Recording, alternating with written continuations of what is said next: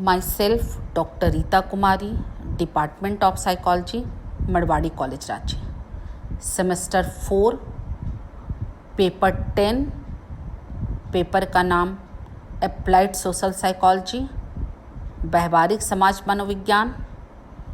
व्यवहारिक समाज मनोविज्ञान के अंतर्गत unit 3 psychology of crime and corruption, मनोविज्ञान में अपराध एवं भ्रष्टाचार। उसके अंतर्गत करप्शन,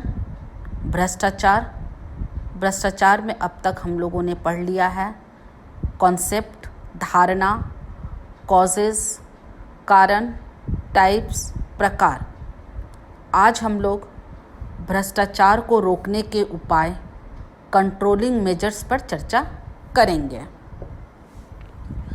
भ्रष्टाचार को रोकने के उपाय या समाधान, मेजर्स फॉर कंट्रोलिंग करप्शन। भ्रष्टाचार के समाधान के लिए यह आवश्यक है कि भ्रष्टाचार संबंधी नियम और भी सख्त होना चाहिए और भ्रष्टाचार में लिप्त व्यक्तियों को कड़ी से कड़ी सज़ा मिलनी चाहिए।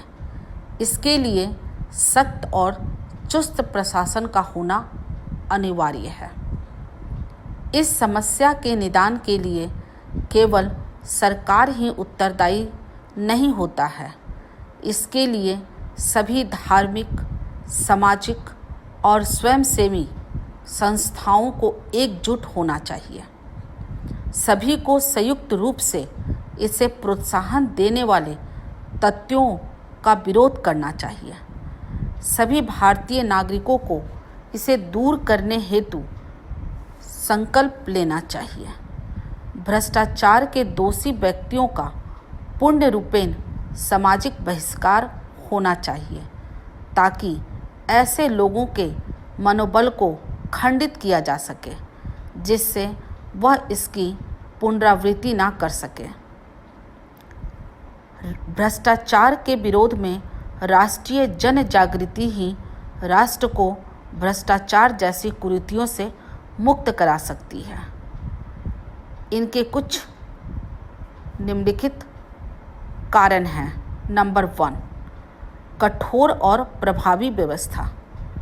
दुनिया के किसी भी देश के लिए भ्रष्टाचार और अपराध को निपटाने के लिए कठोर और प्रभावी कानून व्यवस्था का होना आवश्यक है और साथ ही साथ इसके प्रभावी मशीनरियों के द्वारा प्रभावी ढंग से कार्य करना भी बेहद आवश्यक है। दुनिया भर में कानून व्यवस्था को बनाए रखने के लिए पुलिस और अन्य सरकारी मशीनरियां काम करती हैं।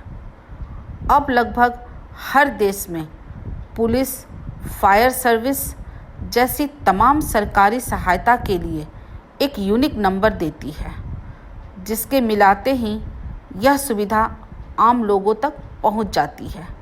लेकिन यदि कोई रिश्वत मांगता है अथवा भ्रष्टाचार करता है तो ऐसा कोई सीधी व्यवस्था नहीं दिखती है कि एक फ़ोन मिलाते ही भ्रष्टाचार निरोधी दस्ता आए और पीड़ित की सहायता करे और भ्रष्ट के खिलाफ कार्यवाही करे। नंबर 2, आत्मनियंत्रण और नैतिक उत्थान। यह एक हद तक ठीक है कि भ्रष्टाचार से निपटने के लिए एक कड़ा कानून होना आवश्यक है, किंतु इससे भ्रष्टाचार पर मात्र तात्कालिक और सीमित नियंत्रण ही प्राप्त किया जा सकता है। भ्रष्टाचार समाप्त नहीं किया जा सकता।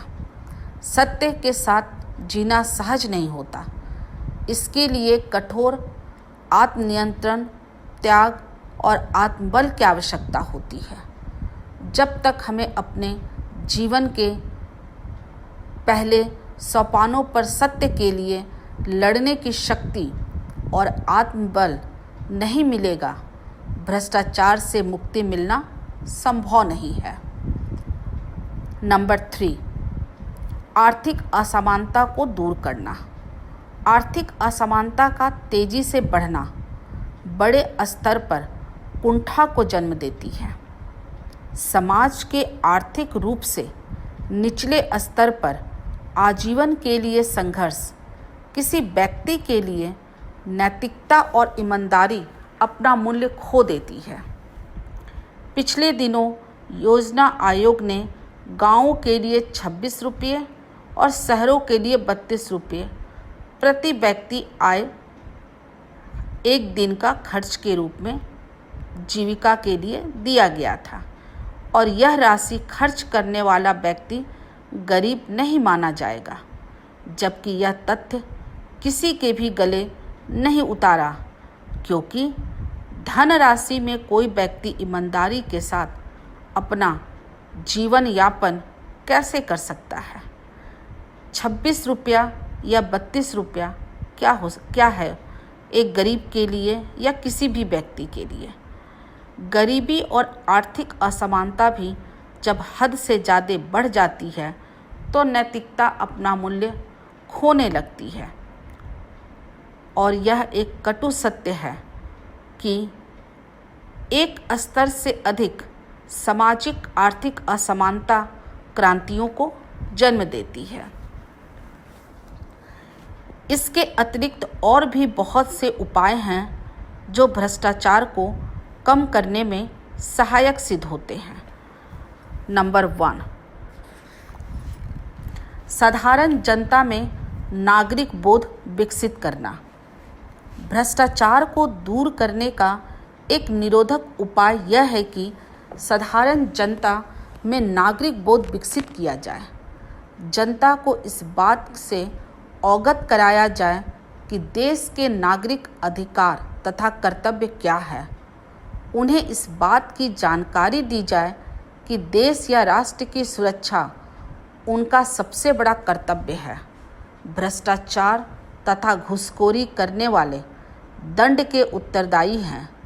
साधारण जनता को इस बात से अवगत कराया जाए कि भ्रष्टाचार करने वाले व्यक्तियों को असामाजिक कार्यों को करने से रोकना तथा आवश्यकता अनुसार संबंधित अधिकारियों के पास इसकी सूचना देना उनका दायित्व है। नंबर 5, सामाजिक मूल्यों में परिवर्तन करना। भ्रष्टाचार को दूर करने का एक प्रभावी उपाय वर्तमान सामाजिक मूल्यों में परिवर्तन लाना। वर्तमान समय में हमारे देश या समाज में समान प्रतिष्ठा, गौरव ऐसे लोगों को प्राप्त होता है जिनके पास पर्याप्त संपत्ति होती है, अधिक धन दौलत होता है, चाहे वह कितना भी भ्रष्ट क्यों ना हो, लेकिन समाज में उसकी एक अलग पहचान होती है। दूसरी ओर यदि कोई व्यक्ति के पास संपत्ति कम होती है और वो बहुत ईमानदार होता है तो उसे समाज में उसकी कोई इज्जत नहीं होती है। नंबर 6, पुलिस की स्वस्थ भूमिका।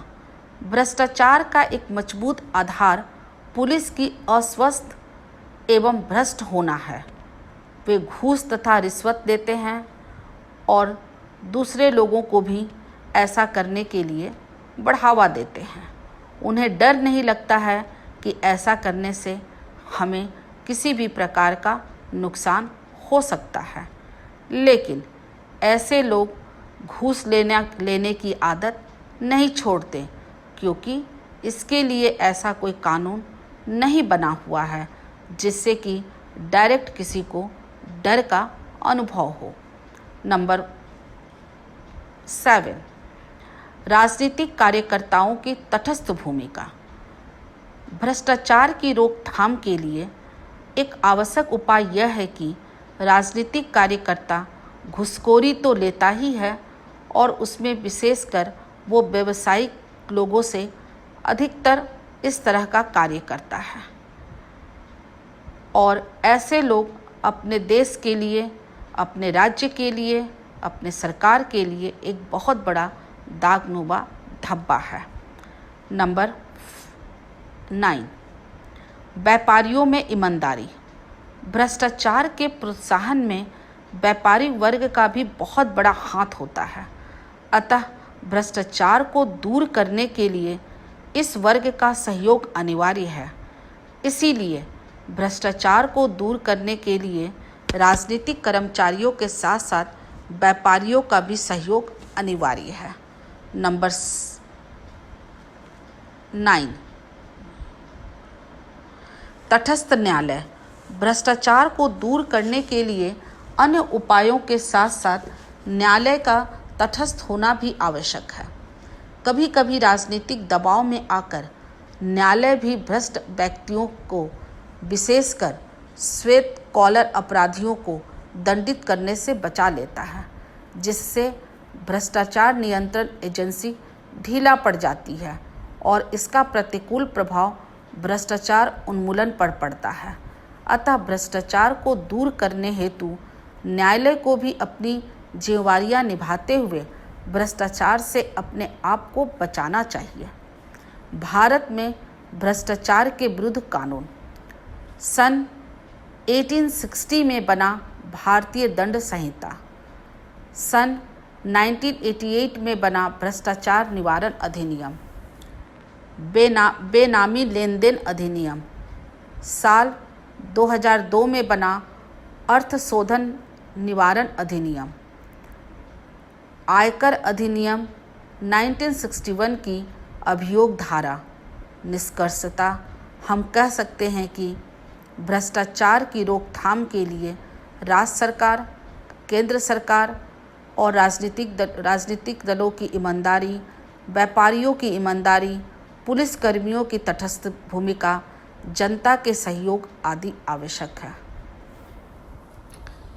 आप लोग घर में रहें, सुरक्षित रहें और इस लॉकडाउन के पीरियड में आप अपनी पढ़ाई को कायम रखें। धन्यवाद।